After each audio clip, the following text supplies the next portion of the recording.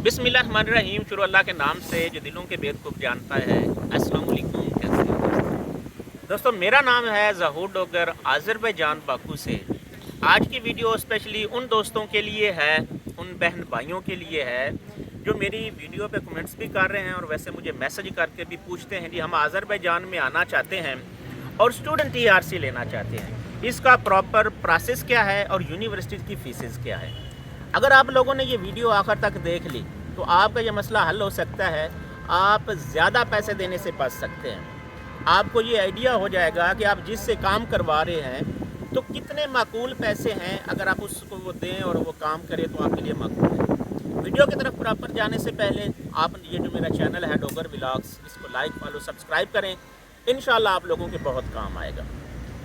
एक बात बताता चलूँ, आज़रबाईजान में कुछ यूनिवर्सिटीज़ जो हैं वो प्राइवेट हैं, कुछ गवर्नमेंट की हैं। जो प्राइवेट यूनिवर्सिटीज़ हैं वहाँ पर उम्र जो है उसकी इतनी कैद नहीं है, यानी तकरीबन मैक्सिमम 40-45 साल का बंदा भी एडमिशन ले सकता है और मैक्सिमम जो आपकी एजुकेशन है, मिनिमम जो आपकी एजुकेशन है वो तकरीबन मैट्रिक होनी चाहिए। और जो गवर्नमेंट की स्टूडेंट यूनिवर्सिटीज़ हैं वो मैक्सिमम मेरे ख्याल से 35 साल तक ले लेती हैं।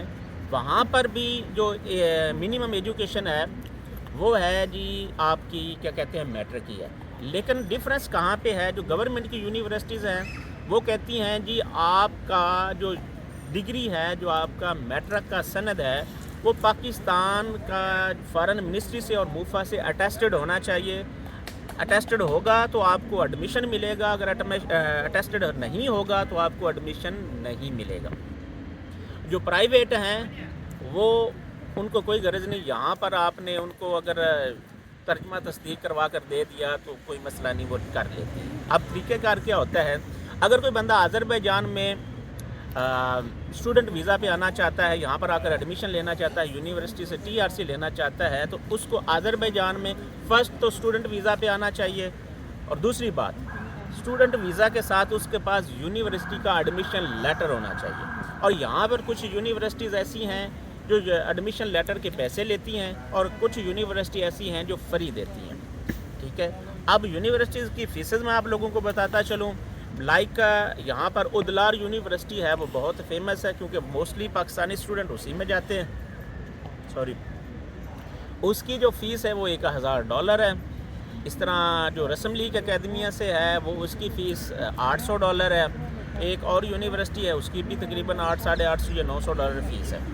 अब ये जो उदलार यूनिवर्सिटी है ये लेटर का भी तकरीबन 200 मनात चार्ज करती है और रस्म लीग जो है वो पैसे नहीं लेती मेरे ख्याल में। इसी तरह जो इंजा सनद है वो भी लेटर के पैसे चार्ज नहीं करती।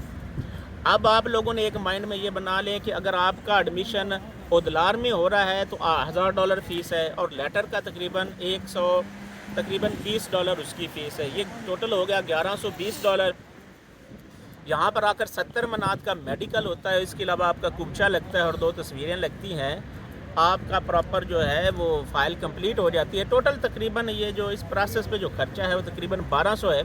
अगर कोई बंदा यही चीज़ आपको $1400 में, $1350 में, मैक्सिमम $1500 में देता है तो आपने उससे ये अपना काम करवा लेना है। इसके अलावा जो बंदा आपका एडमिशन करवा रहा है दूसरा रस्म लीग अकेडमी में, वहाँ पर उस यूनिवर्सिटी की जो फ़ीस है वो $800 है।